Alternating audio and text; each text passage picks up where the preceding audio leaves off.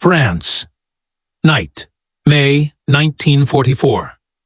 A freight train roars through the mist near Saintes, its wheels hammering the rails under a heavy moon. Inside, German soldiers sit between crates marked with black crosses, fuel drums, artillery shells, and rations bound for Normandy. The locomotive's beam cuts through fog like a blade, slicing across fields of wheat and ruin. Then, without warning, light vanishes. A blinding flash erupts beneath the engine. The ground shudders. Steel screams. The locomotive lifts from the track, twisting mid-air before collapsing in a plume of fire and steam. Carriages snap apart, tumbling down the embankment in an avalanche of sparks. In the darkness, figures rise from the ditches, silhouettes draped in worn coats, armbands glinting faintly. They move quickly, wordlessly, vanishing into the forest before the echo fades. Minutes later, the rails glow red and silent. The heartbeat of an empire suddenly still. By dawn, the Germans will realize it wasn't an accident. It was a message, one written in iron, smoke, and defiance.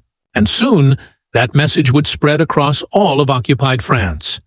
A railway network turned against its masters. When France fell in June 1940, it seemed the war in Western Europe was over. German troops marched down the Champs-Élysées, their boots echoing between the ruins of the Republic, while Marshal Pétain's Vichy regime promised order under occupation. But behind the quiet streets and the white flags, something restless stirred. A resistance that would grow from whispers into sabotage, from leaflets into gunfire.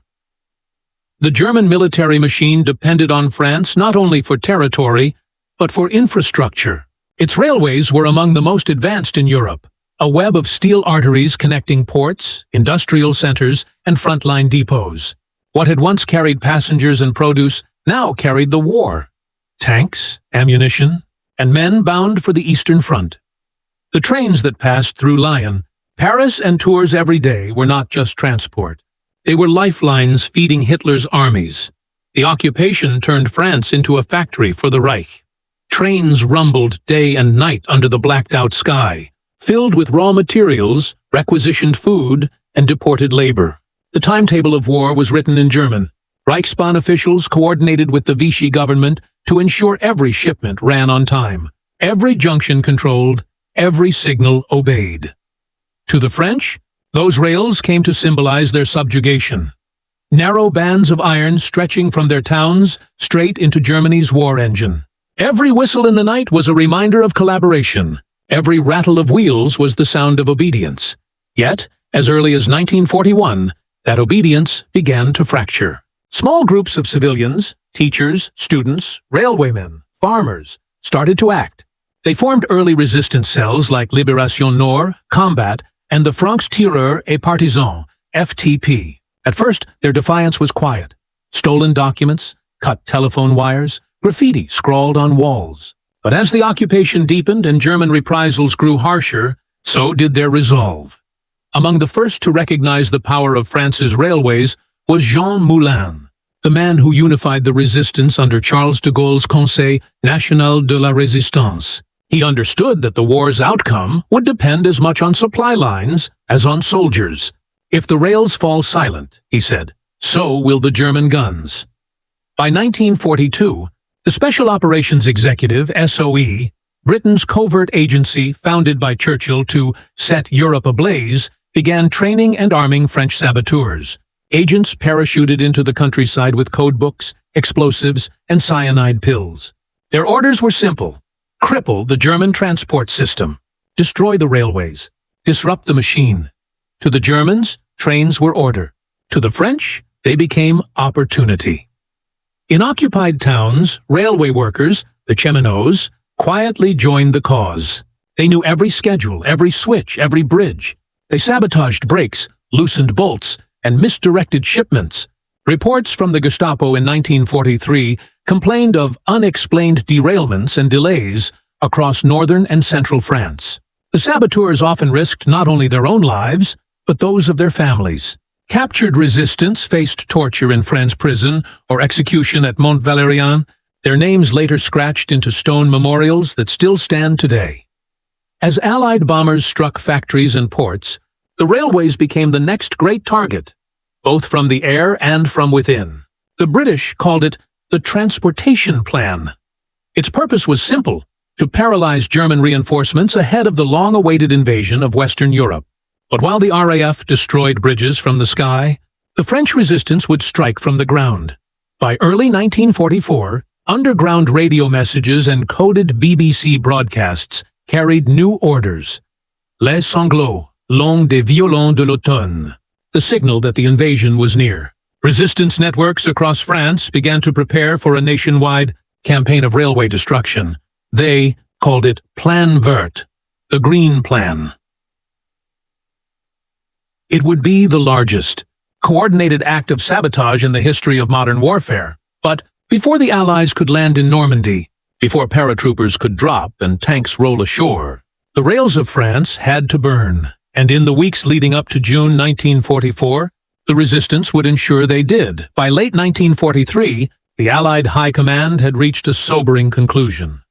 Victory in Europe would depend not just on courage at the beaches, but on control of logistics deep inside occupied territory. Eisenhower, Montgomery, and de Gaulle all knew that once the landings began, the difference between success and disaster could be measured in hours. Hours the Germans would use to bring reinforcements from across France. To stop that, the Allies needed chaos. In London, the Special Operations Executive, SOE, and the Bureau Central de Renseignement et d'Action, BCRA, the Free French Intelligence Service, began crafting an operation so vast and delicate it bordered on impossible. It was codenamed Plan Vert, the Green Plan. Its objective: paralyze the German railway network in France on the eve of D-Day. Unlike traditional bombing campaigns, Plan Vert would rely on local precision. It would use French hands, French knowledge, and French rail maps to strike at the exact points where a single broken rail could stop a division. The idea was not just destruction, it was paralysis. Hundreds of SOE agents were parachuted into France throughout the winter of 1943-44, each carrying explosives packed into biscuit tins and coded instructions sealed in waterproof pouches. Among them were names that would become legends of the resistance: Violette Szabó, Philippe de Vaumécourt, Yvonne Roudelat, and Pierre Brossolette. Their task was to coordinate local Maquis groups, train railwaymen in sabotage, and synchronize attacks with the Allied timetable. The planning was meticulous. Every bridge, tunnel, and junction was mapped and assigned to a specific cell. École des cadres, secret schools hidden in farmhouses, taught techniques in demolition, fusing, and disguise.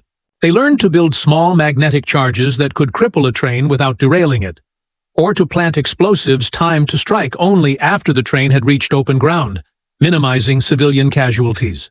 The French were not waging terror. They were waging precision war. Meanwhile, the German Transport Command, Transport Kommandantur Frankreich, was stretched thin. The Wehrmacht's supply lines already ran at breaking point, overloaded from years of sending troops east and south. Yet the Germans still depended almost entirely on the French railways for their western logistics. Their vehicles ran on coal, not oil. Their armies moved by train, not truck. If those trains stopped, the Reich's western front would choke. Reports of sabotage increased through the winter. Trains derailed near Limoges and Tours. Telegraph lines cut near Dijon. A locomotive sabotaged outside Paris. Each incident seemed minor on its own, but to German officers, the pattern was unmistakable. The French were organizing. By March 1944, intelligence from the Gestapo and the Abwehr confirmed Allied agents were coordinating these attacks. Panic spread through German command centers in Paris and Rennes. In desperation, they imposed collective punishments: curfews, executions, and public hangings of suspected partisans. Posters appeared on walls reading, "Sabotage is treason. Treason is death." But repression only fueled resistance. At the same time, Allied bombers began a parallel campaign, the Transportation Plan, targeting railway hubs and marshalling yards from the air. Cities like Amiens, Rouen, and Reims were struck repeatedly. The destruction was devastating, but incomplete. The precision bombing of the resistance would finish what the RAF began. By May 1944, Plan Vert was ready. More than 1,000 sabotage groups had been activated across France, coordinated by coded BBC broadcasts. Every night, civilians tuned in to Radio Londres, waiting for the phrases hidden in ordinary French poetry. When they heard the first line of Verlaine's verse, Les sanglots long des violons de l'automne, they knew the invasion was imminent. The second line, Blessant mon cœur d'une langueur monotone, would mean, act now. Across France, the tension was unbearable. German trains still rolled through the countryside, their whistles cutting the night air. But in the forests and villages nearby, hundreds of saboteurs waited, their charges prepared, their watches synchronized. The French resistance had become a silent army. The railways, once symbols of occupation, were about to become weapons of liberation. And when the first coded line came over the airwaves on June 1, 1944, they knew the invasion was only days away. The war for France's railways was not fought by armies. It was fought by ordinary people armed with courage, wire cutters, and conviction. Beneath the quiet rhythm of occupied towns, a hidden network pulsed with defiance. They were factory workers, school teachers, farmers, and railwaymen, bound not by rank or uniform, but by the belief that France's silence could no longer be endured. For many, the decision to join the resistance began with something small: a missing shipment, a sabotaged signal, a whispered warning to delay a German troop train by a few minutes. But those small acts carried enormous risk. Under German military law, sabotage of transport infrastructure was punishable by immediate execution. Posters nailed to walls in Paris and Rouen bore the names of men already shot for it. Railway workers, mechanics, teenagers. Each attack was a wager with death. And yet, they continued. Among them were the cheminots, the railway workers who knew every bolt and junction of the French rail system. They became the unseen engineers of destruction. Using their intimate knowledge, they loosened rails by fractions, introduced sand into bearings, swapped labels on wagons bound for the front. A single mislabeled freight car could delay a division. A loosened coupling could derail a convoy. What appeared to the Germans as incompetence was, in truth, precision resistance. When British agents arrived through the night sky, parachuting into meadows and forests, it was the cheminots who met them. They hid them in tool sheds and signal boxes, fed them bread and brandy, and helped them study train timetables under candlelight. Together they planned operations, small explosions that could cripple an entire line for days. One such saboteur, Jean Larieux, a station master in the Dordogne, was captured in 1943 after helping derail a German munitions train. Before his execution, he told his interrogators, "If one train does not reach the front, perhaps one child will live." His words became a quiet anthem repeated by others who knew that their work, though unseen, might save thousands. The resistance lived constantly under the shadow of betrayal. German informants moved through every town. A single careless word in a café could condemn an entire cell. The Gestapo and milice, the collaborationist French police, perfected the art of infiltration. Captured resistance members were tortured for information. Many broke, most did not survive. In some regions, entire families were executed in reprisal for a single act of sabotage. Still, morale endured. What sustained them was not hope of victory. Few believed they would live to see it. But the knowledge that their defiance mattered. Every destroyed bridge, every derailed train, every disrupted schedule was a statement that France was not conquered in spirit.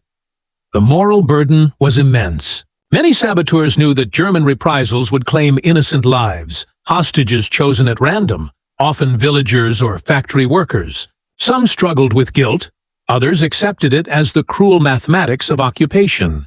"If we stop," one Maquis commander wrote, "they win twice, with our fear and with their trains." The human cost was staggering. Between 1943 and 1944, thousands of French civilians were executed for resistance activity. Yet new recruits continued to appear, often drawn from those who had lost someone. The resistance became a cycle of grief transformed into action. Their tools were simple, almost primitive. wire saws, pliers, pocket-sized detonators made from sugar and potassium chlorate. They carried explosives disguised in loaves of bread or strapped under bicycles. Young women often made ideal couriers. The Germans were less likely to search them, and they could move freely through train stations carrying packages wrapped in newspaper.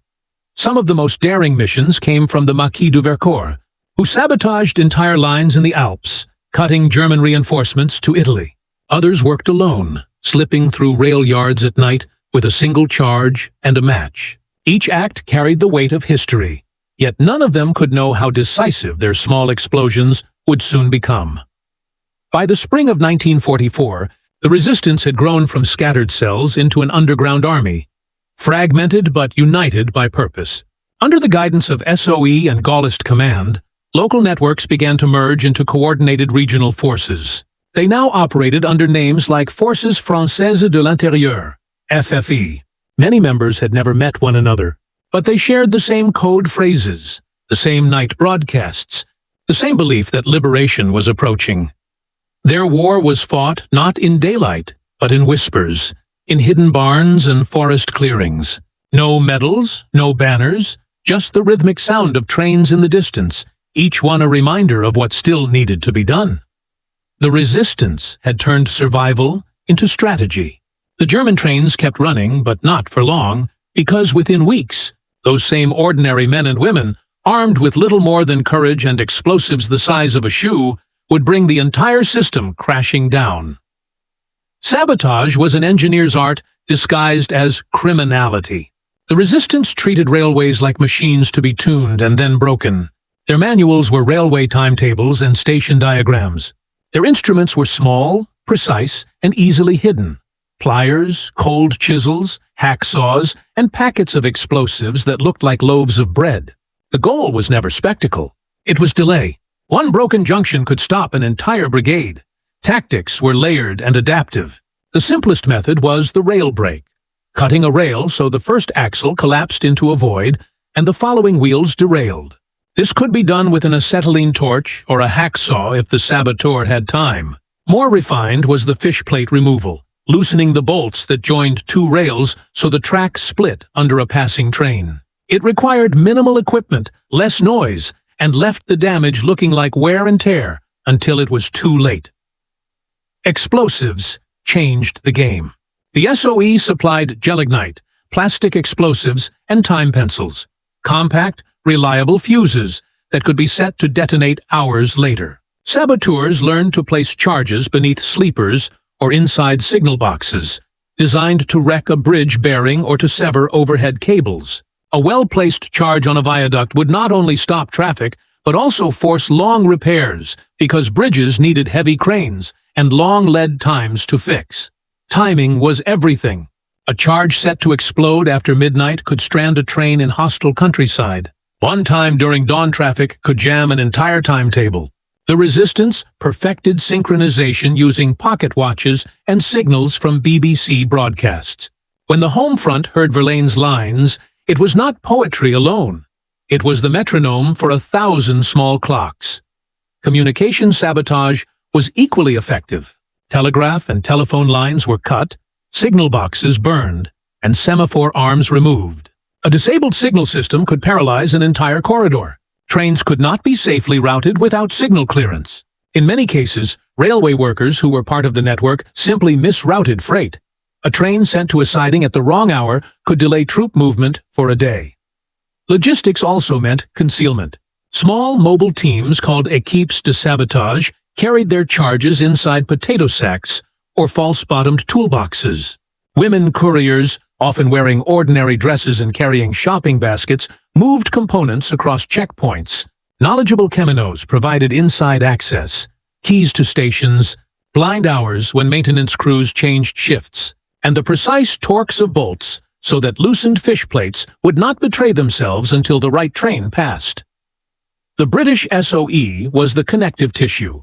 From training camps in England and clandestine schools in southern France, agents taught fuse setting, demolition safety, and escape routes. SOE parachute drops provided not just explosives, but also timers, detonators, and forged railway passes.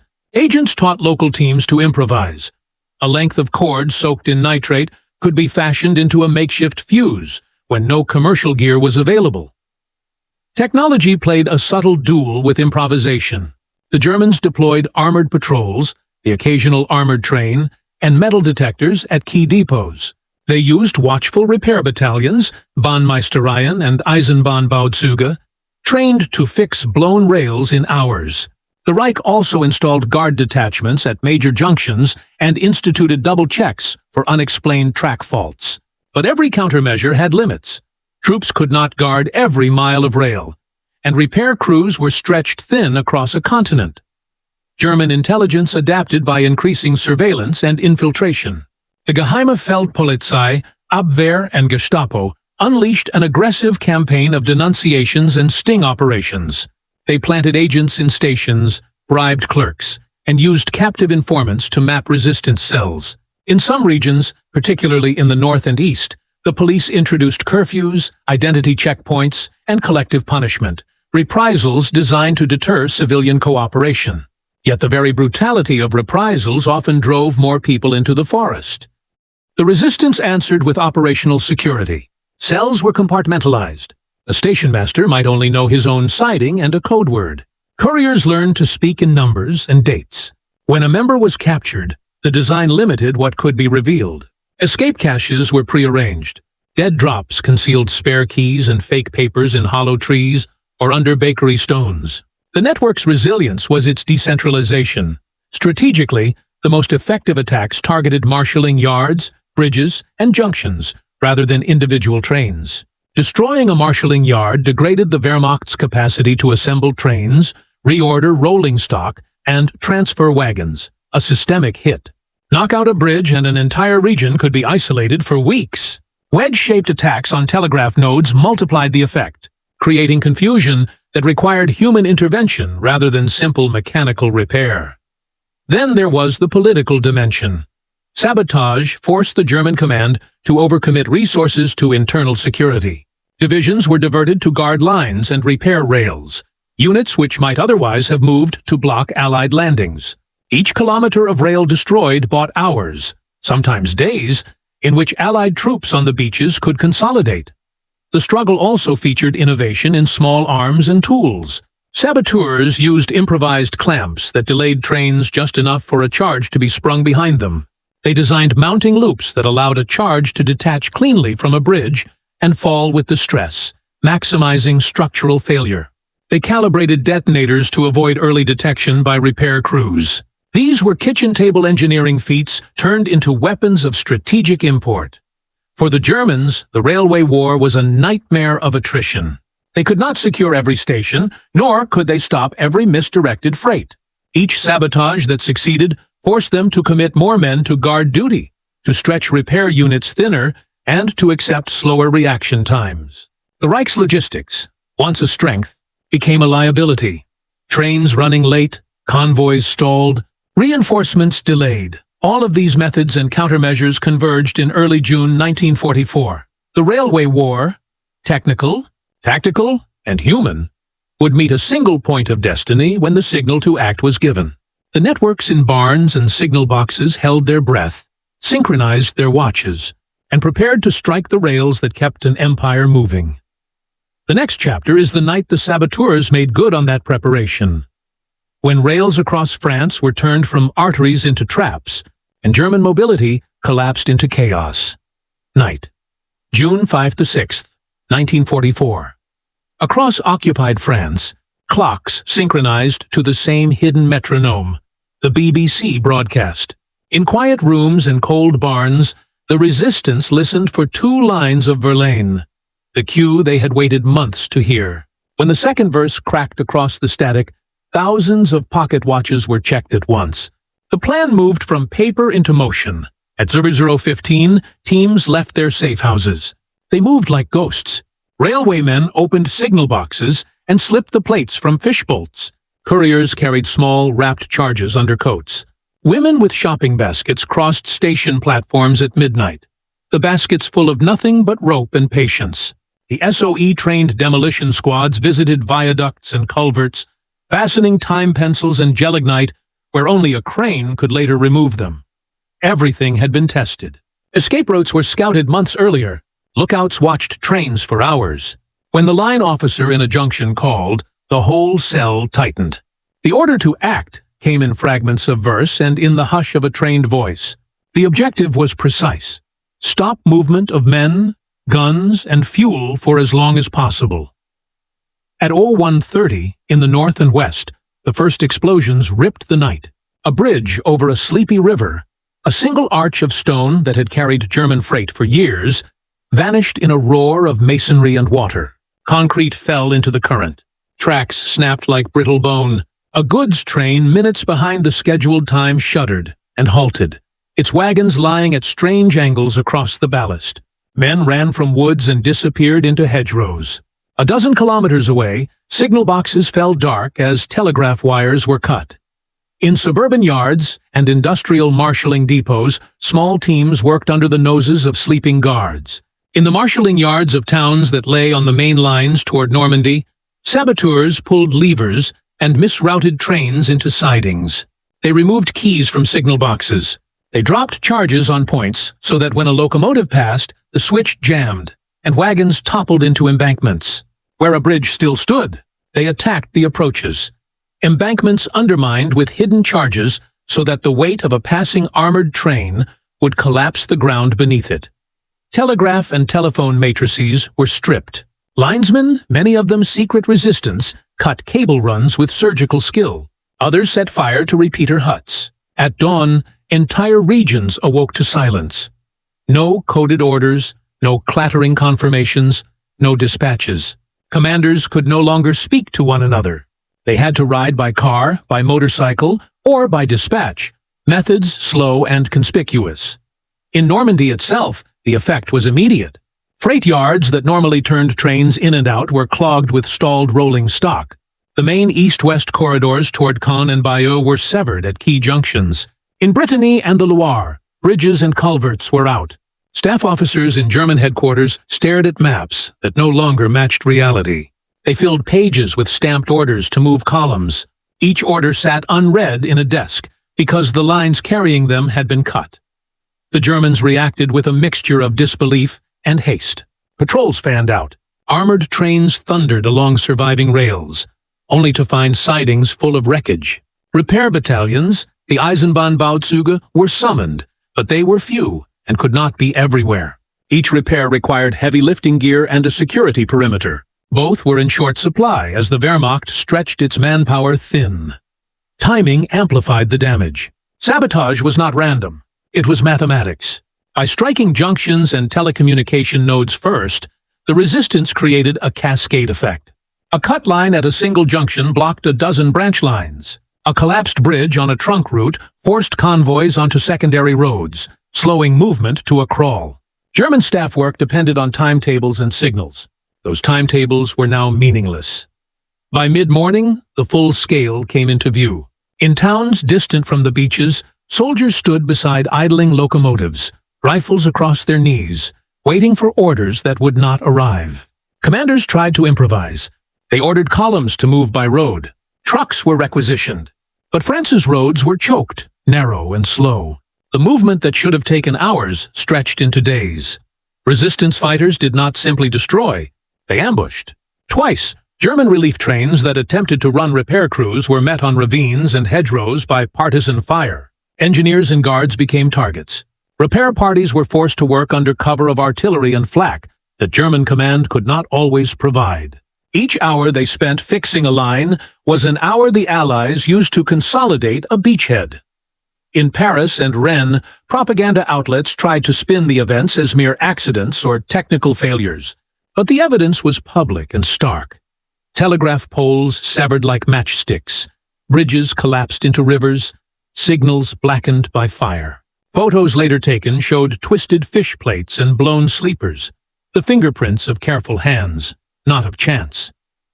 By nightfall, the rails across much of northern and western France were a web of broken links. Key junctions that connected the interior to the coasts had been rendered useless. The Germans had been stunned not only by the scale, but by the finesse. This was not sabotage with whim. It was sabotage with purpose. It was a surgical assault on supply and command. What the Reich saw that day was more than smashed iron.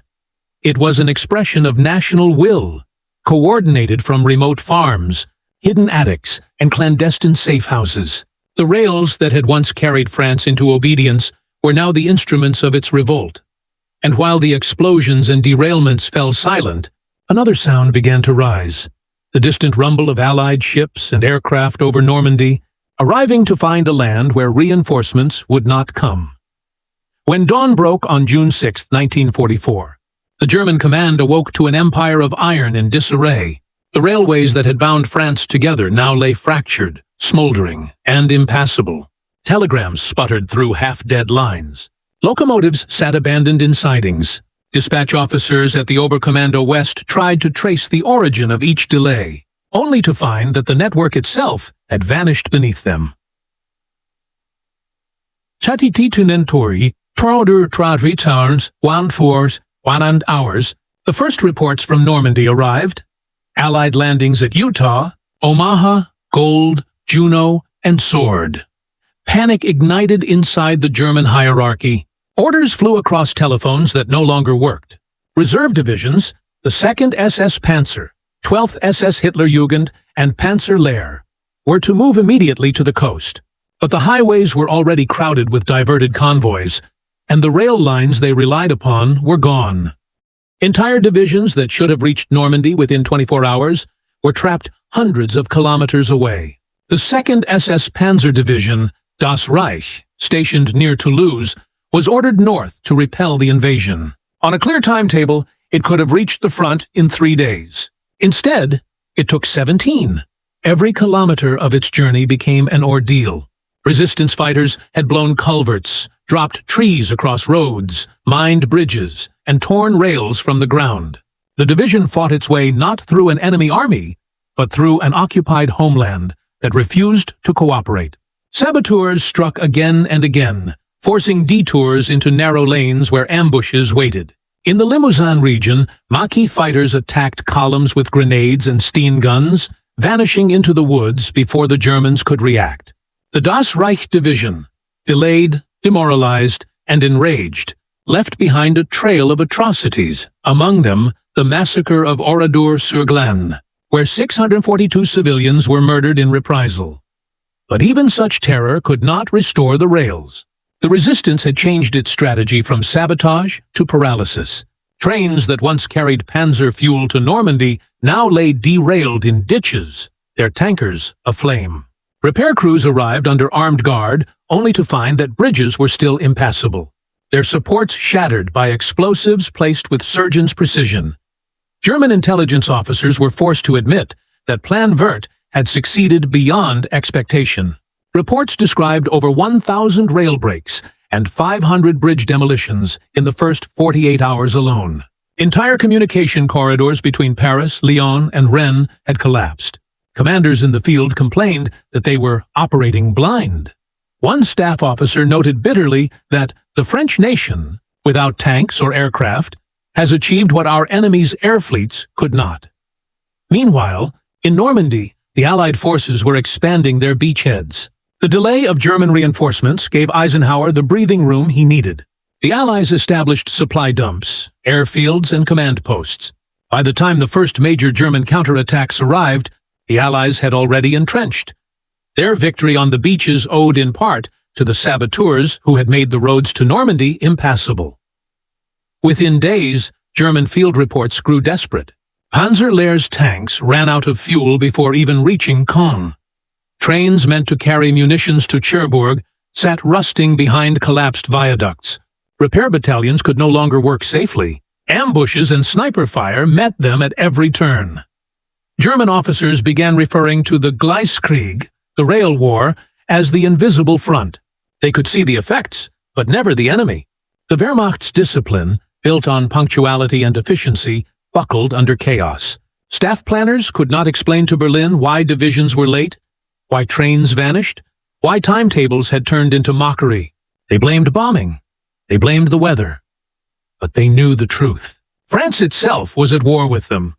The collapse of the rail system also fractured German morale. Soldiers who once saw France as a quiet posting now faced an enemy that struck from within their supply lines.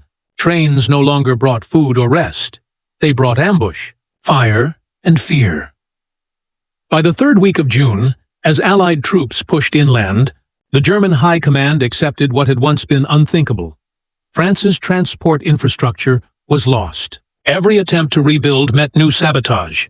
Even as the Allies advanced, the resistance continued its systematic campaign, destroying remaining bridges and junctions behind retreating forces to prevent regrouping. When Allied troops liberated Paris in August 1944, they found the rail system a wreck, but a wreck that had served liberation's purpose. German reinforcements that might have turned the tide at Normandy had been trapped far away, mired in a land that no longer obeyed them.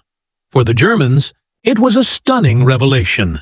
They had been defeated not only on the beaches, but in the fields and forests of a nation they believed subdued. France, weaponized by its own citizens, had fought them without ever meeting them in open battle.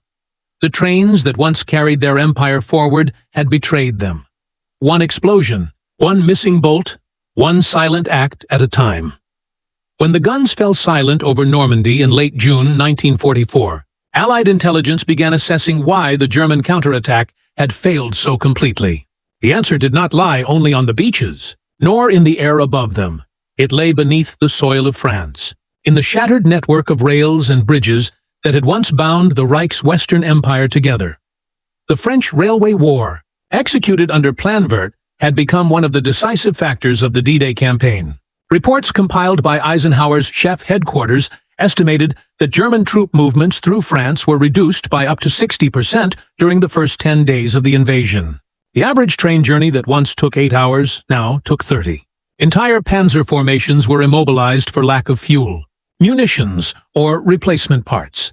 In a post-liberation briefing, Allied planners acknowledged that the French resistance had achieved what even weeks of heavy aerial bombardment could not. Aerial bombing could damage infrastructure, but it could also miss, or repair could begin within hours. Human sabotage was different. It was intelligent destruction, specific, repeatable, and adaptable. Each cell understood how to cause the maximum disruption with minimal material. The data confirmed it. Between June and August 1944, more than 2,000 separate acts of railway sabotage were recorded by the SOE, not counting countless minor delays and diversions.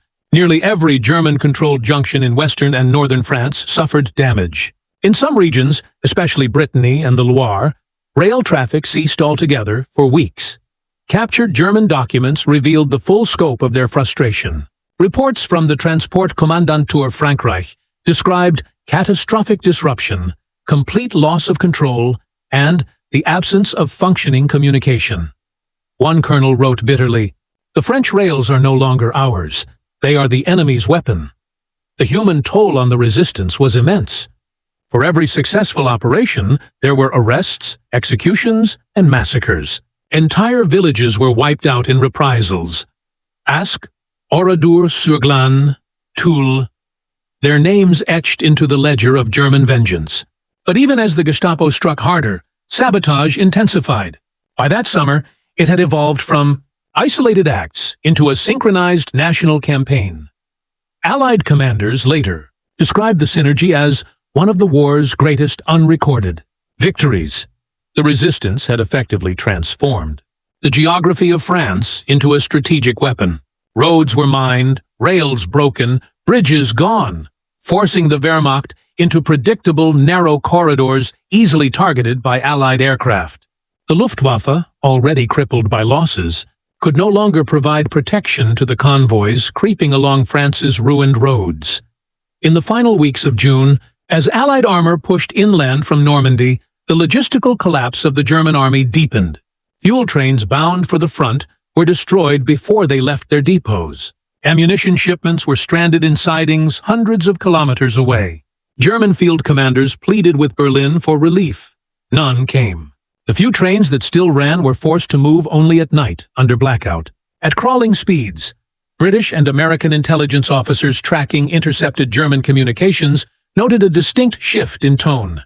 Once confident of their ability to regroup, German staff officers began to describe the situation in France as irreversible disintegration. By August 1944, when Paris rose in open rebellion, the German transport map was little more than a memory. The very system that had once delivered occupation had collapsed under its own weight, dismantled by those who had built it, operated it, and knew it best. Historians would later conclude that the success of Operation Overlord owed as much to resistance on the ground as to the armadas at sea. The Railway War did not win the invasion by itself, but it made victory possible. It fractured German mobility, delayed reinforcements, and turned the terrain into a trap. And it proved something. The Germans had refused to believe. That control of a nation's rails meant nothing if the people running them refused to cooperate. When Paris was liberated in August 1944, the rails of France were twisted ruins. Stations that had once been centers of German authority now stood as hollow shells, blackened by fire and marked with chalked initials of liberation forces. Trains lay toppled in fields, overgrown with grass and silence. Yet amid that devastation, a nation was reborn. One that had proven that even under occupation, its people could fight back not with armies, but with will. In the weeks that followed, Allied commanders finally met the faces behind the code names, the saboteurs, the couriers, the railwaymen who had risked everything. General Eisenhower, touring liberated regions, remarked privately that, without the French resistance, the campaign in Normandy and the advance across France would have cost us twice as much in time and lives. For the first time, the quiet war of the rails was acknowledged as a cornerstone of liberation. But recognition was uneven. Many partisans were dead. Others returned home to find no medals, no welcome, only suspicion in the new France struggling to rebuild itself. The resistance had been a mosaic of politics, Gaullists, communists, Catholics, and socialists, united only by necessity. When peace came, unity dissolved back into ideology. Yet even amid division, one truth was shared. When the Germans lost their trains, they lost their hold on France. The scale of the reconstruction was staggering. The Société Nationale des Chemins de Fer Français, SNCF, the National Rail Company, had to rebuild over 8,000 kilometers of destroyed track and hundreds of bridges. But the railway workers who had once dismantled those lines now rebuilt them with the same precision and pride. The same hands that had loosened fish plates under moonlight now drove new bolts beneath sunlight. By 1946, France's railways were running again, this time under the flag of freedom. The memory of the Railway War became one of France's defining myths of resistance, both celebrated and solemn.